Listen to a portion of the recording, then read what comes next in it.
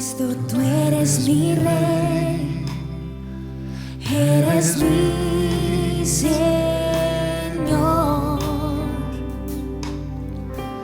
eres mi Redentor, tu vida diste por mí, te levantaste en poder, por tu sangre libre soy. El mundo celebrará al proclamar tu victoria, Jesús. y yo te magnifico, Yo te magnifico, yo te glorifico. Levanto a ti mis manos, te adoro, mi Rey. Toma tu lugar, Dios. Cristo, eres mi Salvador. Yo te magnifico y tu nombre exaltaré. Segunda de Corintios capítulo 8 versículo 9 dice: ustedes conocen la gracia generosa de nuestro Señor Jesucristo.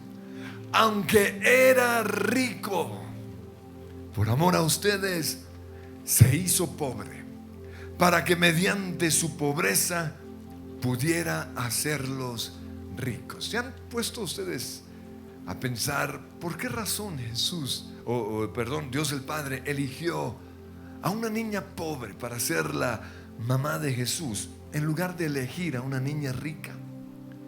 Pues lo hizo porque no tenemos un sumo sacerdote que no pueda compadecerse de nosotros, sino uno que fue probado en todo. Hebreos 4:15 dice que Jesús comprende nuestras debilidades porque enfrentó todas y cada una de las pruebas que enfrentamos nosotros. Y ya vimos la prueba del rechazo y vamos a ver la prueba de la pobreza. Jesús se hizo pobre para entender nuestra situación. Dice también en Hebreos 2:17, era necesario que en todo sentido Él se hiciera semejante a nosotros. Y debido a que Jesús mismo ha pasado por sufrimientos y pruebas, puede ayudarnos, puede consolarnos, ministrarnos o acompañarnos cuando pasamos por pruebas. La prueba de la pobreza. No es fácil ser pobre. No es fácil para una mamá ver que a sus sobrinos les va mejor que a sus hijos. No es fácil para un papá salir en la mañana a buscar trabajo para proveer para las necesidades de la familia. No es fácil. No es fácil para un niño que no tiene nada ver cómo sus amigos lo tienen todo. No es fácil para una niña que trabaja en nuestras casas, una niña pobre, ver toda la abundancia que hay y en su casa no tienen nada. No es fácil para ella ver que nuestros hijos quizás desperdician la comida, no se lo comen, porque ella tiene en su casa niños con hambre. Y a veces el enemigo bombardea la mente de estas personas diciéndoles: roba. ¿Está bien robarle al rico?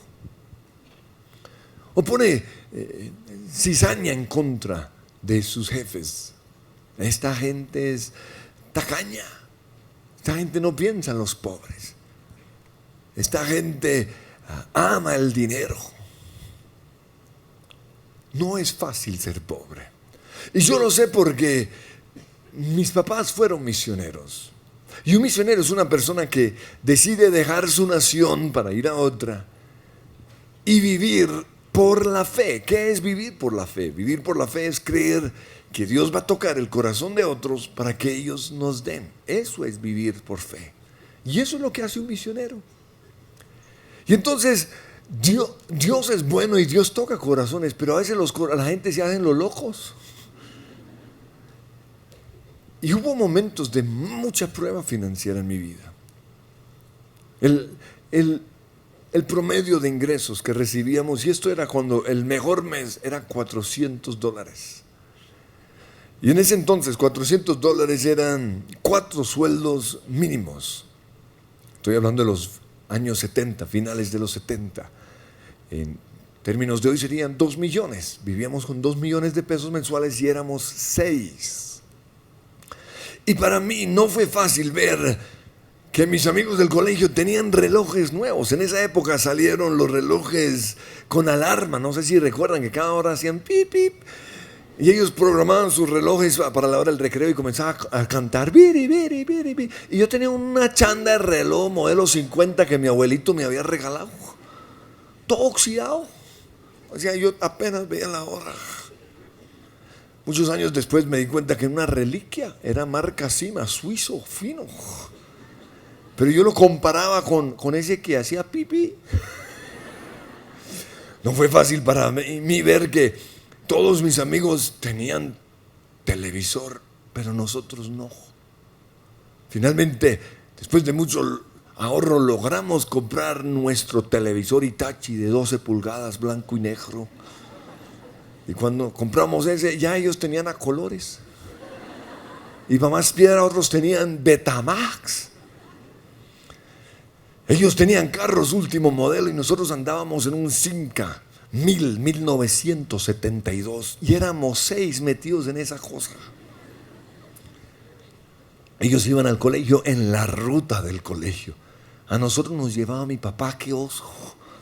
¿Por qué? Porque no teníamos plata o no se podía pagar la ruta. Todos ellos recuerdo que tenían tenis de moda.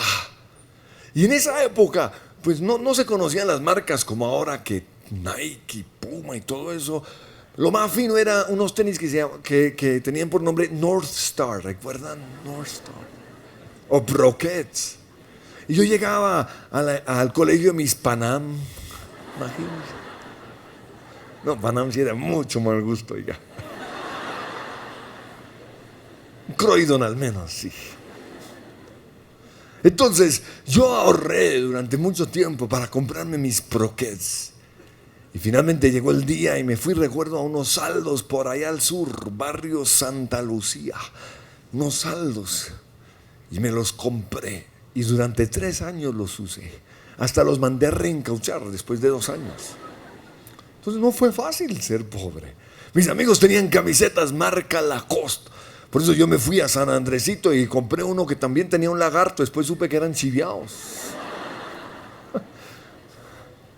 Y a veces pasábamos semanas enteras sin comer carne. Y el cornflakes era un privilegio que podíamos tener solo un día a la semana. Y el día elegido era el domingo.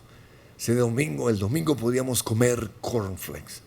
Los otros días comíamos de desayuno avena, vita plátano y fécula de maíz. Cosa tan horrible.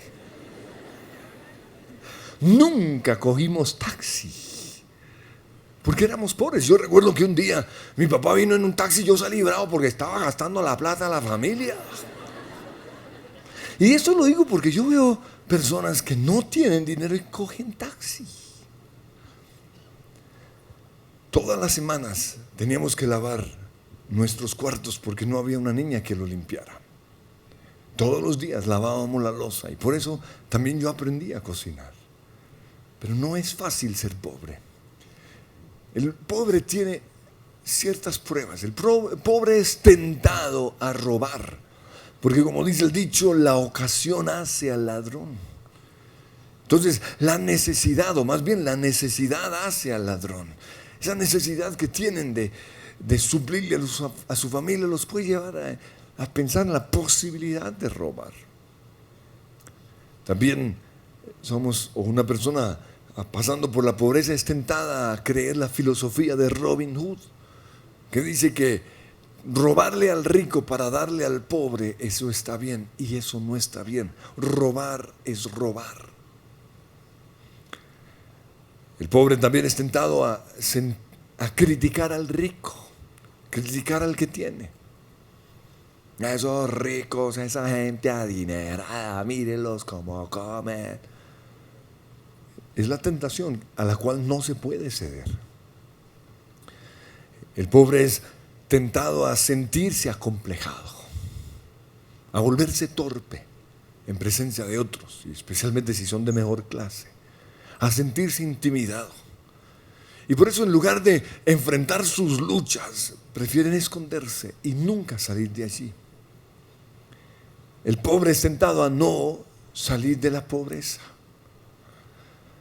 y esperar que los demás los ayuden. O no esperar, exigir. ¿Qué va a hacer esta nación por los pobres? ¿Y qué hace la iglesia por los pobres? ¿Y qué va a hacer mi tío por nosotros los pobres? Y esa actitud lleva a la gente a la mendicidad, y no es el plan de Dios. La solución a la pobreza está en la persona que tiene necesidad, no en los demás. Pero somos tentados a echarle la culpa a todo el mundo y esperar que todos nos ayuden o nos saquen del problema.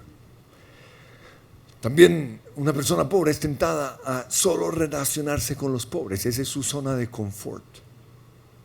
Y el problema es que nunca va a crecer, nunca va a avanzar.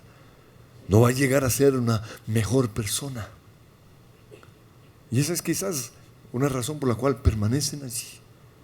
En lugar de romper esa barrera social, enfrentar sus complejos y sus temores y aprender de otros que saben más, por algo tienen dinero.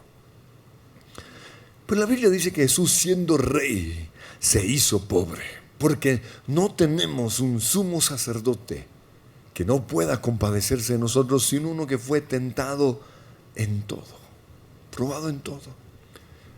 Filipenses 2 del 6 al 7 dice que Jesús, aunque era Dios, renunció a sus privilegios divinos y adoptó la humilde posición de un esclavo. No solo se hizo pobre, sino que adoptó la posición de un esclavo. Nació en un pesebre.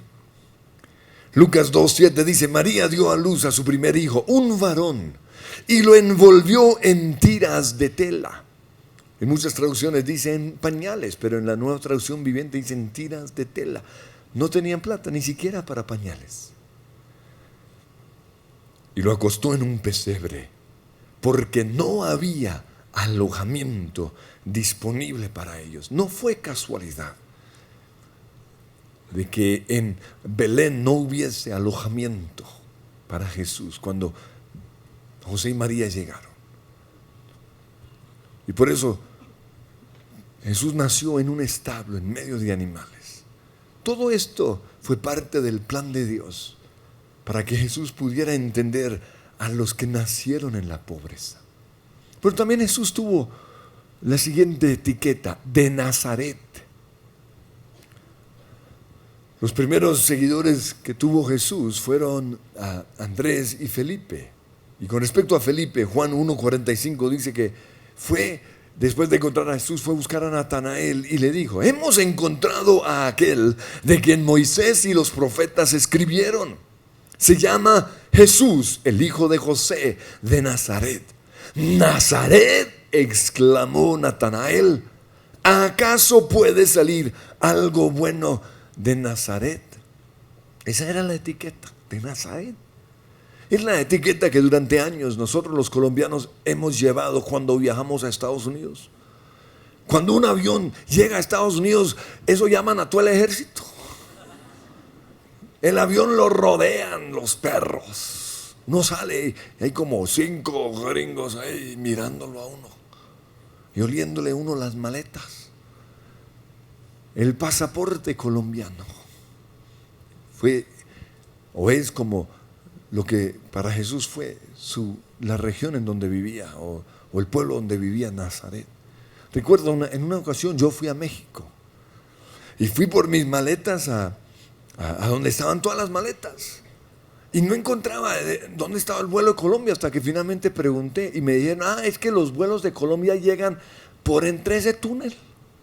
Y me metí por entre el túnel y ahí estaban como 10 perros encima de nuestras maletas. Fue vergonzoso y me llené de enojo, Porque esa es la etiqueta que han puesto sobre Colombia, colombianos. Y eso fue lo que dijo Natanael. ¿Acaso puede salir algo bueno de Nazaret? ¿Acaso puede salir algo bueno de Colombia? Pero no solo Nazaret, sino también la región en donde quedaba ubicada Nazaret. Para los de Judea, los de Galilea eran poca cosa, porque Nazaret quedaba en Galilea. Y en una ocasión, vemos en la Biblia, había una discusión entre los fariseos y Nicodemo. Y los fariseos le dijeron a Nicodemo con respecto a Jesús, Juan 7:52, jamás ha salido un profeta de Galilea. En otras palabras, de Colombia no puede salir un profeta. De Colombia no puede salir nada bueno. Esa era la etiqueta. Es la misma etiqueta que es puesta sobre las personas que se gradúan de ciertas universidades. Porque para muchos en Colombia solo hay 2 universidades. Y los que no salen de esas universidades no sirven para nada. Lo demás es loma. Y uno así se siente. Yo recuerdo también cuando entré a la universidad, esa primera semana, esa que es bien humillante cuando uno es primiparo. Y es donde todos dicen de que yo estudié en este colegio y todos. Y yo recuerdo que todos estudiaban en un Saint George, Saint John, Saint Mary, Saint no sé qué. Y de repente me paro yo con el nombre mío. Todos como... Menos mal no conocieron el colegio donde hice primero de bachillerato. Se llamaba el Colegio Interparroquial del Sur Santo Cura de Ars. Portábamos con orgullo una camiseta que decía CISCA, Colegio Interparroquial del Sur Santo Cura de Ars. Dios bendiga a sus curas. Pero esa era la etiqueta que había sido puesta sobre la gente de Nazaret. Pero también otra etiqueta era el hijo del carpintero. Con respecto a Jesús, en Mateo 13:54 decía la gente, ¿de dónde saca dice la Reina Valera, ¿de dónde saca esa sabiduría y el poder para hacer milagros? Y se burlaban de él y decían, no es más que el hijo del carpintero. El papá de Jesús no tenía un trabajo digno, según los parámetros de ese tiempo. Y así es como muchos niños se sintieron o se sienten en sus colegios. Porque cuando los muchachos se reúnen, todos hablan de su papá. Ay, mi papá es el CEO de no sé qué firma. Mi papá es el dueño de esta empresa. Mi papá no sé qué. Y yo, mi papá es pastor. O mi papá es mensajero. O mi papá es chofer. Mi papá no es gran cosa, según el parámetro del mundo. Pero no solo fue hijo de carpintero, sino que también Jesús llegó a ser carpintero. Y por eso, de una manera despectiva, refiriéndose a Jesús, dijeron en Marcos 6:3, Él es un simple carpintero. No es sino un simple carpintero. Y es que nuestra tendencia es generalizar un grupo de personas basado en nuestras experiencias. Por ejemplo, a mí me cuesta amar a los motociclistas. ¿Por qué? Porque no respetan la fila. Ellos andan por la línea amarilla, se meten entre los carros, y cuando uno está por fin de primeras en el semáforo, que es la mejor posición, de repente vienen estos 3 y se atraviesan. A mí me da una piedra. Porque yo voy a mi Subaru y mi Subaru tiene 240 caballos de fuerza. Yo quiero... Esta es la motoneta que arranca. Unos atravesados. Recuerdo que un día venía a la iglesia y todo el camino, ahí venía una moto al frente mía y yo iba como odiándolo y seguí detrás de él y de repente llegó a la iglesia y se metió a la oración. ¡Qué tipo tan divino! Así fueran todos. Es que a la oración vienen como 40 en motos. Pero eso nos muestra que nosotros generalizamos por unos pocos. Yo estoy seguro que esos que vienen aquí son divinos. Ellos no se le atraviesan a uno, ellos andan detrás haciendo fila. Pero así también generalizamos con los políticos. Decimos, todos los políticos son ladrones, todos los abogados son mentirosos, todos los taxistas son unos atravesados, todos los médicos son orgullosos. Pero si hoy le pido que los médicos que están aquí se pongan de pie, nos vamos a dar cuenta que no son orgullosos. O si se levantan los abogados, nos vamos a dar cuenta que no son mentirosos. Lo que pasa es que generalizamos. Estaba pensando en el marido, quién sabe. Y eso fue lo que pasó con Jesús. La gente creía que Jesús, por ser un carpintero, no era gran cosa. Ese no tiene educación, ese no sabe. No es posible que este carpintero esté haciendo esos milagros. No es posible que este tenga tanta influencia sobre la gente. No es posible que este tenga tanta sabiduría. No es posible que este divida la historia de la humanidad en dos. No es posible que el nombre de este llegue a ser sobre todos los nombres. No es posible. Eso era lo que creían. Pero Jesús llegó a ser el hombre que dividió la historia. El nombre que es sobre todo nombre. Él tuvo influencia. ¿Saben por qué? Porque Él no permitió que su clase social impidiera el plan que Dios Padre tenía con Él. Jesús tampoco tenía dónde recostar su cabeza, dice Mateo 8:20.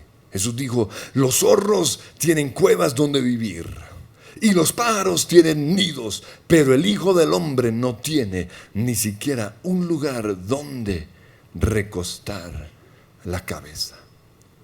Para los que hoy no tienen dónde vivir o viven arrimados donde el tío, donde el abuelo, Jesús experimentó lo mismo para entenderlos. Porque en las noches Él no tenía dónde dormir. Él tenía que ir a dormir a diferentes casas. Porque no tenemos un sumo sacerdote que no pueda compadecerse de nosotros. Jesús vivió de las ofrendas de las personas. Y para más piedra, de las ofrendas de las mujeres. Él vivió.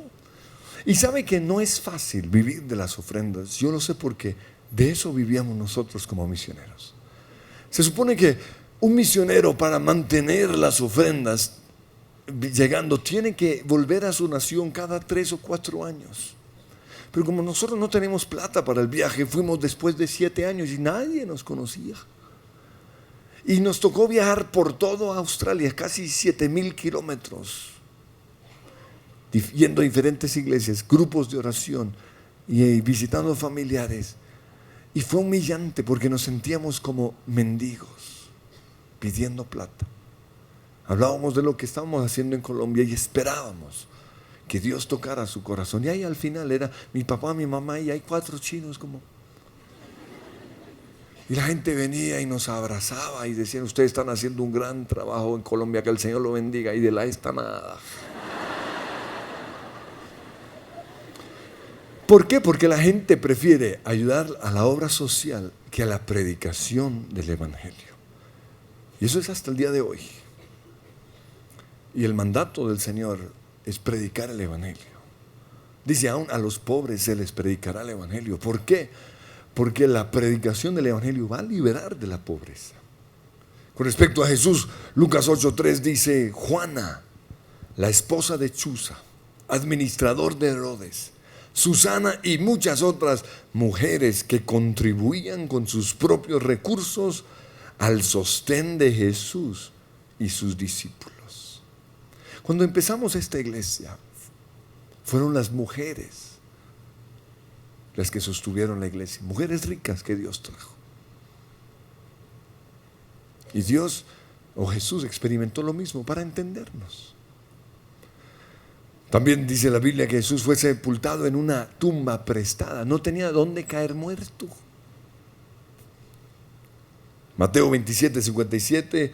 Al acercarse la noche, José, un hombre rico de Arimatea, que se había convertido en seguidor de Jesús, fue a ver a Pilato y le pidió el cuerpo de Jesús. Pilato emitió una orden para que se lo entregaran. José tomó el cuerpo y lo envolvió en un largo lienzo de lino limpio. Lo colocó en una tumba nueva, su propia tumba, que había sido tallada en la roca.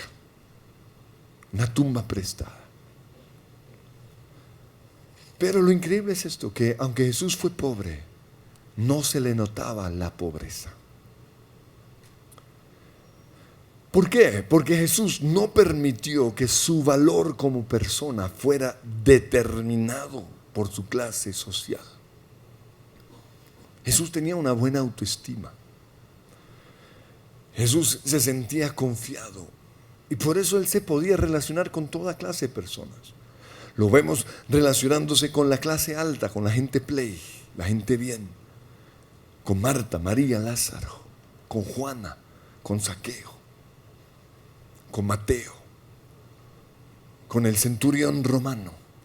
Pero también lo vemos relacionándose con la gente pobre, con los enfermos, con los leprosos, con las prostitutas. Porque una persona de clase se relaciona con todas las clases sociales. No se dejó tampoco intimidar de los que se burlaban de él, de los que lo trataban como clase inferior. Él simplemente los ignoró.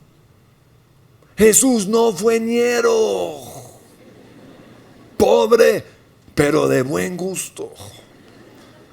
Y esto lo digo porque si usted ha recibido a Jesús, usted tiene que creer que Él se hizo pobre para que usted pudiese ser rico. Y eso incluye dejar de ser ñero.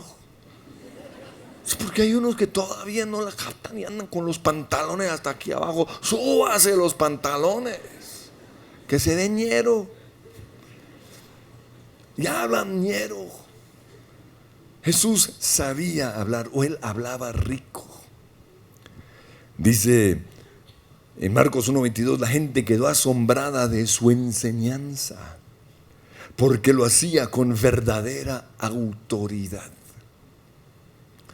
También en Marcos 12:37 dice, la gran multitud se deleitaba al escucharlo. Una persona de clase se le nota cuando habla interesante, capta la atención. Este mismo versículo en la Biblia al día dice, ese tipo de razonamiento le encantaba a la gente y lo oía con gran interés. Otra cosa con respecto a Jesús, la Biblia dice que Él seguía creciendo en gracia, en estatura y en sabiduría. Él siguió aprendiendo de otros. Estaba tan seguro de su posición que por eso pudo lavarle los pies a los discípulos. Y esto lo digo porque algunos dicen, se creen demasiado guau, por eso no es suben a Transmilenio. No, señor. O sea, que usted se suba a Transmilenio no le baja de clase social. O que usted ande en un carro feo, eso no lo hace a usted menos. No es el carro el que hace a la persona, sino la persona que está dentro del carro, el que cotiza el carro. Y así era Jesús. Dice en Juan 3:4-6, Jesús sabía que el Padre le había dado autoridad sobre todas las cosas y que venía de Dios y regresaría a Dios. Así que se levantó de la mesa, tomó una vasija con agua y comenzó a lavarle los pies a los discípulos. Jesús tampoco se aprovechó de las personas que lo ayudaban. No lo vemos aprovechándose de Juana, ni de Marta, ni de María, ni de Lázaro. Eso es tener clase. Pero Jesús se hizo pobre para liberarnos de la pobreza. Pero nosotros tenemos que apropiarnos de eso. O sea, esto no es una historia que usted oye, esto es una realidad del cual usted se tiene que apropiar. Y es lo que dice 2 Corintios 8:9, aunque era rico por amor a ustedes, se hizo pobre para que mediante su pobreza pudiera hacerlos ricos. Entonces yo hoy miro mi vida hacia atrás y me doy cuenta que todo esto se cumplió en mi vida. Jesús siempre estuvo conmigo. Y Él dispuso toda mi situación difícil para bien. Porque es lo que dice Romanos 8:28. Dios dispone todo para nuestro bien. Pero dice, para los que conforme a su propósito son llamados. En otras palabras, para los que hacen su voluntad. Entonces, Dios fue bueno con nosotros y nunca nos faltó nada. La pobreza no se nos notaba. La gente no sabían que éramos pobres. O sea, si algunos me oyen hoy predicar, ellos van a decir, no, ustedes no eran pobres, porque Dios fue bueno con nosotros. Gente en la iglesia de repente venía y nos daban un sobre. Recuerdo una mujer chilena, su esposo un médico, que Dios ponía este sentir en ellos y le daban un sobre a mi papá. También en los momentos más difíciles, de repente, de una iglesia en Australia recibíamos una ofrenda especial. El carro que teníamos nos lo regaló el tío, así totalmente regalado, tome las llaves. Mi tía nos pagó el colegio a los 4. Y la casa que tuvimos fue un regalo también. Mi abuelita recibió su herencia de Gales. Y en lugar de gastárselo en ella, se lo regaló a sus 2 hijas. Como la herencia de mi mamá no le alcanzaba para la casa, mi tía nos prestó su parte, lo que a ella le correspondía. Y unos años después nos lo regaló. Dios bendiga a mi tía. Y Dios bendiga a aquellos que son sensibles a la voz del Señor. Pero Dios fue bueno con nosotros. En lugar de sentirme intimidado por mis amigos y por lo que ellos tenían, Dios los usó para inspirarme, para prepararme para el futuro. Yo recuerdo que uno de mis amigos tenía un equipo de sonido impresionante. O sea, como ese no había en Colombia. Era una cosa tremenda. Yo recuerdo que una de las cosas que me gustaba hacer era ir a la casa de este amigo a oír música. Y nos sentábamos los dos ahí a oír música. Porque era un sonido muy fino. Pero luego yo tenía que volver a casa y lo único que teníamos era ahí una grabadora pichurria. Pero gracias a eso yo me di cuenta que también teníamos un tocadisco New Yorker que no funcionaba, pero tenía parlantes grandes. Y por lo que aprendí con él, porque todo ellos lo hacían ellos mismos, yo diseñé mis propios parlantes. O tomé esos parlantes y lo conecté a la grabadora, y a partir de ese momento en la casa teníamos sonido profundo. Sonaba por toda la casa. Luego en nuestra iglesia no había sonido. Y ya éramos 200. Y en ese entonces no se conseguía el sonido para los auditorios. Pero por lo que yo aprendí de mi amigo, yo adapté el sonido, el equipo de sonido de una casa y lo usamos en la iglesia. Y durante años ese fue el sonido de la iglesia. Y luego yo armé el sonido de la iglesia. Y cuando comenzamos esta iglesia, yo mismo hice los parlantes. Me fui a la novena, compré un woofer de 15 pulgadas, un parlante medio como de 12 y unos tweeters. Un crossover atrás y yo mismo hice las cajas. Y ese fue nuestro sonido como durante 3 años. Porque lo aprendí de mi amigo. Dios dispone todo para una bendición. Dios también usó mis experiencias para poner en mí una insatisfacción santa en contra de la pobreza. Porque algunos creen que la pobreza es una virtud y no lo es. La pobreza es una desgracia, es una maldición. Pero a veces usted necesita experimentarlo para realmente odiarlo. Muchos hijos de papi no saben lo que es la pobreza y por eso todo el día están jugando PlayStation. No saben lo que es la pobreza. Y si usted sigue así, usted va a ser pobre. Esta iglesia también se ha construido sobre el principio del ahorro. Y todo esto gracias a lo que yo sufrí y lo que yo aprendí en mi niñez. Como decía Pablo en Filipenses 4:12, yo sé lo que es vivir en la pobreza y lo que es vivir en la abundancia, yo lo sé. Y cuando una persona ha vivido en la pobreza, cuando ya viene la abundancia, le sobra plata. Yo aprendí a vivir, digamos, si usted aprende a vivir con 1 millón de pesos mensuales, cuando usted comienza a ganar 2 millones, usted puede ahorrar 1 millón. Y así ha sido mi vida. Toda mi vida yo he ahorrado la mitad de mis ingresos. Esta iglesia lo construimos así. Muchos creen que de la nada salió, no. Es un principio de ahorro, es un propósito. Todo, la mitad se ha ahorrado siempre. Entonces cuando viene una oportunidad, lo podemos pagar. Por eso no pierdo tanto tiempo pidiendo plata, que por favor una ofrenda especial. No, porque es un principio que bendice. Y al ustedes ser parte de esto, la bendición viene sobre ustedes.